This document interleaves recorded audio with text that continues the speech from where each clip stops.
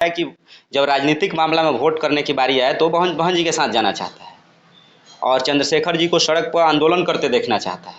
और एक समय आएगा, आप देखिएगा, भले देखिए जीतन राम मांझी को किस तरह से लात मारकर भगा दिया गया जदयू से। इसके पीछे एक रीज़न है कि आज भी जो दलित समाज के वोटर हैं, जीतन राम मांझी को अपना नेता माना नहीं माना, तो उसको मालूम है, जदयू को मालूम है कि इसके साथ जो वोट बैंक है बस थोड़ा बहुत कुछ जगह बचा हुआ है, इसलिए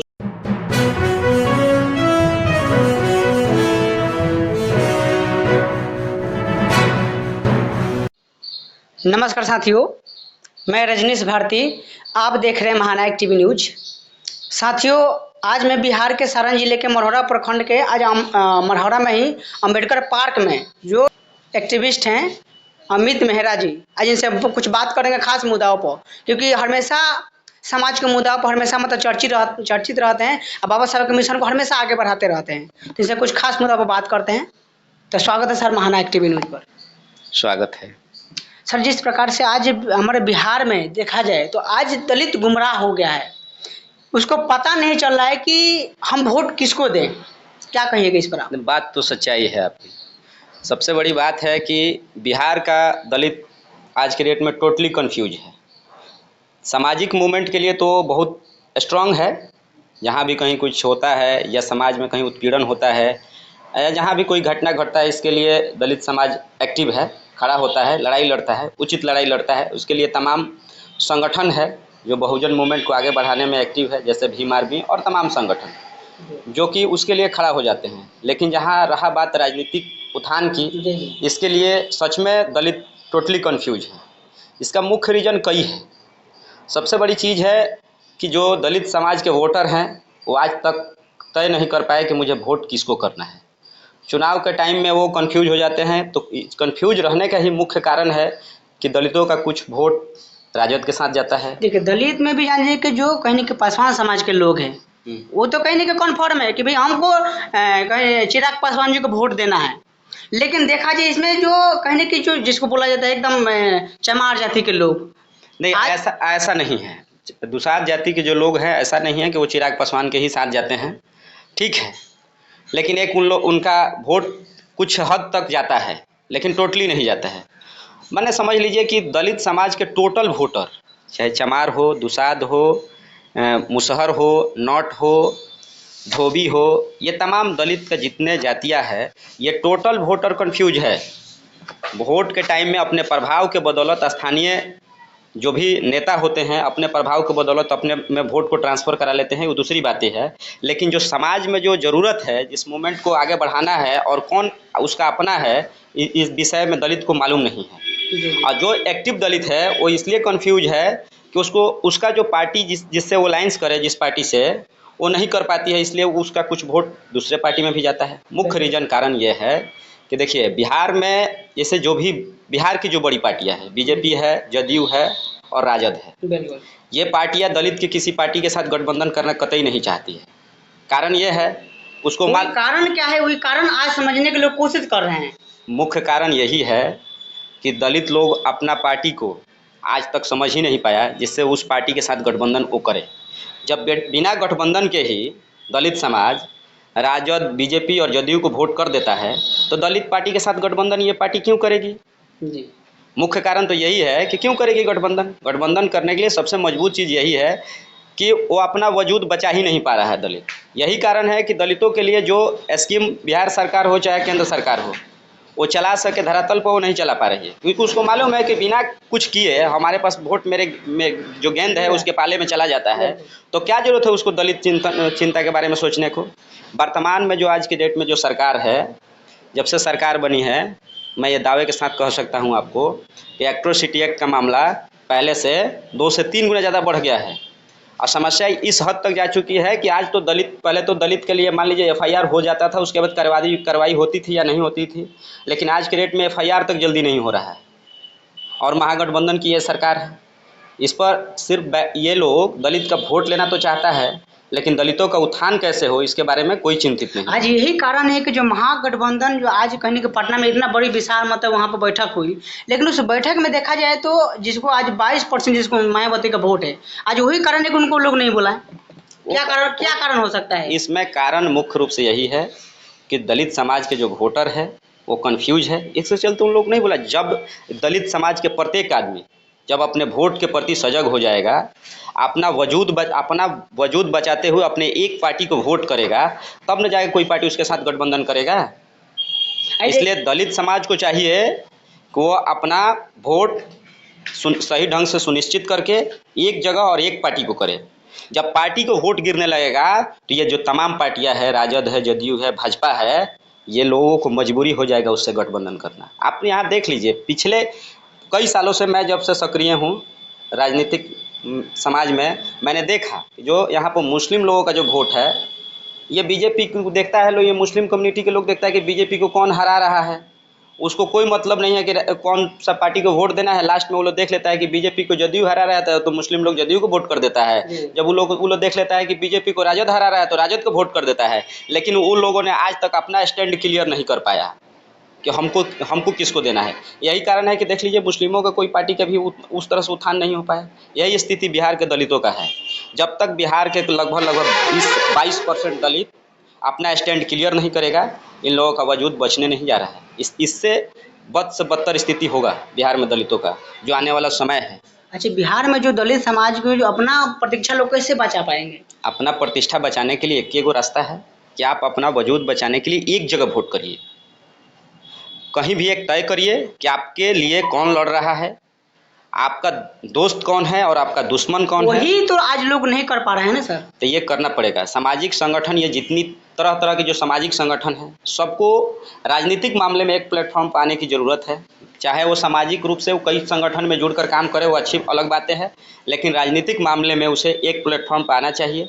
तब जाकर दलितों का वजूद बचेगा और दलितों का सम्मान मिलेगा और दूसरी पार्टी की मजबूरी हो जाएगी उसके साथ गठबंधन दलित का। समाज के लोग अलग अलग पार्टी बना के बैठे हुए हैं, लेकिन जब आना नहीं चाहते हैं। आप हाल ही में एक देखे हैं ना कि अभी जीतन राम मांझी को किस तरह से लात मारकर भगा दिया गया जदयू से। इसके पीछे एक ही रीजन है कि आज भी जो दलित समाज के वोटर है, जीतन राम मांझी को अपना नेता माना नहीं माना, तो उसको मालूम है, जदयू को मालूम है कि इसके साथ जो वोट बैंक है बस थोड़ा बहुत कुछ जगह बचा हुआ है, इसलिए उसको मालूम है। इसलिए वो सोचा कि इनके रहने या ना रहने से क्या फ़र्क पड़ने वाला है। लेकिन तो जो व्यक्ति जीतन राम मांझी उस गठबंधन में रहकर दलित समाज के लिए आवाज़ उठाता था, आज की डेट में आवाज़ कौन अब उठाएगा? क्योंकि दलित को इस चीज़ के लिए पार्टी से ज़्यादा इम्पोर्टेंट है उस समाज को उत्थान होना। जिस समाज से जीतन राम मांझी आते हैं उस समाज की स्थिति देखिए कितने हाशिए पे है। और एक बात आप हमेशा ध्यान रखिएगा, उसी समाज का उत्थान हो पाया है जिस समाज के लोग राजनीति में सक्रिय हैं। आप ये देख लीजिएगा, आप कुछ हद तक देखिए चमार जाति के लोगों में राजनीतिक चेतना जगह है तो उन लोगों का स्थिति कुछ ठीक है। दुसाध जाति में राजनीतिक चेतना जगह है, इसलिए उन लोगों का भी स्थिति कुछ हद तक ठीक है। मुसहर जाति में राजनीतिक चेतना है दूर दूर तक। देखिए बहुत सारा ऐसे लोग हैं जो कहीं न कहीं बहन कुमारी मायावती पर विश्वास, मतलब वैसे मान लीजिए कि उनका जो पहले का बना हुआ है वो ठीक है, लेकिन आज भी लोग सोच रहा है कि वो धरातल पर जमीनी स्तर पर कब मैं आपको दावे के साथ कह सकता हूँ कि जिस दिन बहन कुमारी मायावती कायदे से सड़क पर उतर जाए ना, ये दलित समाज टोटल एक हुजूम की तरह बहन जी के साथ हो जाएगा। ये मैं दावे के साथ आपको ये बात बता रहा हूँ। सिर्फ कायदे से एक बार सड़क पर बहन जी उतर के तो देखे। लोग आज भी ललायित है, इंतजार कर रहा है कि बहन जी एक बार मैदान में उतरे, सड़क पर आए, अब फिर देखिए दलितों का वजूद किस तरह से मजबूत होता है। अब क्या कारण है? पार्टी बड़ी पार्टी है, देश की तीसरी बड़ी पार्टी है नया। अब वो अंदर से वो पार्टी क्या सोच रही है, अभी तक वैसे क्लियर कट डिसीजन नहीं आ रहा है कि पार्टी किसके साथ जा रही है, किसके साथ गठबंधन होना। लेकिन एक बात सच्चाई है, गठबंधन की ज़रूरत है। वर्तमान जो सरकार है उसको रोकने के लिए दूसरा कोई विकल्प नहीं है, गठबंधन ही एक रास्ता है। आज बड़े सारा लोग ये दावा ठोक रहे हैं कि अभी जो 24 का चुनाव होने वाला है उसका कहीं कि प्रधानमंत्री का चेहरा एकदम खिल रहा है बहन कुमारी मायावती। एक बात देखिए सच्चाई है कि कायदे से जिस दिन बहन कुमारी मायावती सड़क पर उतर जाए ना, तो किसी की ज़रूरत नहीं पर ऑटोमेटिकली वो खुद ब खुद बहन जी प्रधानमंत्री के कैंडिडेट हो जाएंगे। लेकिन धरातल पर अगर देखा जाए जमीनी स्तर पर, तो जो भीम आर्मी के जो लोग हैं, भीम आर्मी के जो चंद्रशेखर जी हैं, आज धरातल पर काम कर रहे हैं। हाँ, धरातल पर वो काम कर रहे हैं। आज भी जो सामाजिक संगठन के रूप में अगर पूरे देश में अनुसूचित जाति के लिए अगर कोई सक्रिय संगठन है तो ये भीम आर्मी ही है। तो क्या लगता है मान जितना मतलब बोलबाला उनका है, जितना मतलब उनके साथ में युवा लड़का है, क्या लगता है उनका उतना वोट भी उनको? लेकिन वो भीम आर्मी से जुड़ा हुआ तमाम लोगों को भी आज भी इच्छा है कि जब राजनीतिक मामला में वोट करने की बारी आए तो बहन जी के साथ जाना चाहता है। और चंद्रशेखर जी को सड़क पर आंदोलन करते देखना चाहता है। और एक समय आएगा, आप देखिएगा, भले देखिए राजनीति में कितनी दरारें हैं बहुत मायने नहीं रखता है, लेकिन राजनीति की दरारें बहुत जल्दी भर जाती है। और आप देखिएगा बहन जी और चंद्रशेखर जी एक मंच पे एक आज न कल माने मजबूरी हो जाएगा उन लोग के एक मंच पर आना, और वो नहीं आएंगे ना तो जनता एक दिन खुद ब खुद उन दोनों आदमी को एक जगह ला देगी। ये एकदम आप लेकिन निश्चिंत रहिए इसके लिए। जितना मान लीजिए कि उनका जो आज धरातल पर जिस प्रकार से मतलब आंदोलन कर रहे हैं वो तो कहने के सराहनीय है, लेकिन देखा जाए जिस प्रकार से भीड़ हो रहा है उनके मतलब रैली में, उनके सभा में, क्या वो भीड़ का वोट में तब्दील हो सकता है? नहीं, वो भीड़ सिर्फ सामाजिक संगठन के लिए है। ये वोट में तब्दील खैर हो जाता है दलितों का, तो आज दलितों की स्थिति ये नहीं होता, इतना बुरा नहीं होता। आज बिहार में खुद देख लीजिए, दलित समाज सक्रिय है, लेकिन दलित समाज को जो राजनीतिक चेतना जगने की ज़रूरत है आज भी वो लोग उतना नहीं जागरूक हो पाए। और बाबा साहब के मूवमेंट की जो रही बात, आज के डेट में जो दलित समाज है उसको लगता है कि जो बाबा साहब का नाम ले लिया उसको साथ वो चला जाता है। आप हाल ही में एक देख लीजिए, जो यहाँ पटना में आए हुए थे धीरेन्द्र कृष्ण शास्त्री जी, जो कि लोगों को कन्फ्यूज करके अपने पाले में किया। और आज उनका भी हाल ही में एक दूसरे राज्य में एक चल रहा है कार्यक्रम। उस कार्यक्रम में जो गेट बना हुआ है बाबा साहब डॉक्टर BR अम्बेडकर के नाम पर बना हुआ है। इसका पीछे आप रीज़न जानते हैं क्या है? इसके पीछे यही है कि बाबा साहब को लोग पढ़ता कम है, बाबा साहब को भी लोग भगवान बना देने पर तुला हुआ है। भगवान नहीं बदलना है, हमें विचार बदलने की ज़रूरत है। कभी भी बाबा साहब के विचार को अपनाने की ज़रूरत है और बाबा साहब के पथ पे चलने की ज़रूरत है। और वो लोगों को मालूम है कि बाबा साहब को ये सब पढ़ा नहीं है, बहुत सारा लोग है, इसलिए उनका तस्वीर लगा देंगे, बस भीड़ इकट्ठा करने चला आएगा। दलित समाज के जो लोग हैं, वंचित समाज के लोग हैं, बहुत भोला होता है। जो बाबा साहब के नाम ले लेगा, बाबा साहब का तस्वीर लेके आगे आ जाएगा, उसको लोग अपना नेता मान लेता है। यही ना गलत है, अपना कौन है ये समझने की जरूरत है। वो आज तक लोग समझ ही नहीं पाया। तो ये जो सामाजिक संगठन बाबा साहब के समय में जब उनको लोग आज कहने के उनको जो लड़ाई इतने बड़े बड़े लड़ाई लड़े, उनको लोग नहीं समझ पाया, तो क्या लगता है अभी लोग समझ पाएंगे? नहीं, समझने की तो जरूर समझना तो पड़ेगा। कि साहब एक लाइन बोले थे कि गुलामों के गुलामी के एहसास करा दो, वो बेरिया तोड़ेगा। आप देख लीजिएगा 2014 के बाद से दलित समाज सड़क पर उतरने लगा। इसके पीछे एक ही रीज़न है कि 2014 से पहले दलित समाज को लगा ही नहीं कि हमारे पैरों में बेड़िया लगा हुआ है, लेकिन 14 के बाद लोगों को दलित समाज को लगा कि सच में मेरे पैरों में बेड़िया है। तो थोड़ा बहुत लोग अब बेड़िया तोड़ रहा है और सामने आ रहा है और लीडिंग पोजीशन में लड़ाई लड़ भी रहा है, आगे लड़ेगा भी। दलित समाज को अब कोई रोक नहीं सकता है, क्योंकि ये अपने हक और हुकूमत की लड़ाई लड़ना खुद जानता है। बस राजनीतिक चेतना जगने की ज़रूरत है और अपना कौन है उसे पहचानने की ज़रूरत है। आज यही कारण है कि देखिए आज कहीं कहीं जो दलित समाज के जो अगर देखा जाए परसेंटेज वोट का, तो लमसम 17.5% वोट है। हाँ, बिहार में जी नहीं, बिहार में वोट लगभग 22.5% है।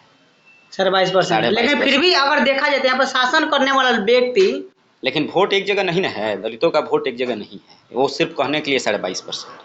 जिस दिन एक जगह 22.5% वोट गिरने लगेगा तो दलितों का दशा और दिशा सब बदल जाएगा। चलिए बहुत बहुत धन्यवाद सर। तो साथियों देखे, मैंने हर मुद्दाओं को मैंने सर से बात किया, और पूरा बातों में आप लोग का क्या प्रतिक्रिया है आप लोग कमेंट करके हमें बताइए। अगर ये वीडियो आप फेसबुक पेज पर देख रहे हैं तो पेज को फॉलो कर लीजिए, लाइक कीजिए, शेयर कीजिए, और अगर यूट्यूब चैनल पर देख रहे हैं चैनल को सब्सक्राइब कर लीजिए।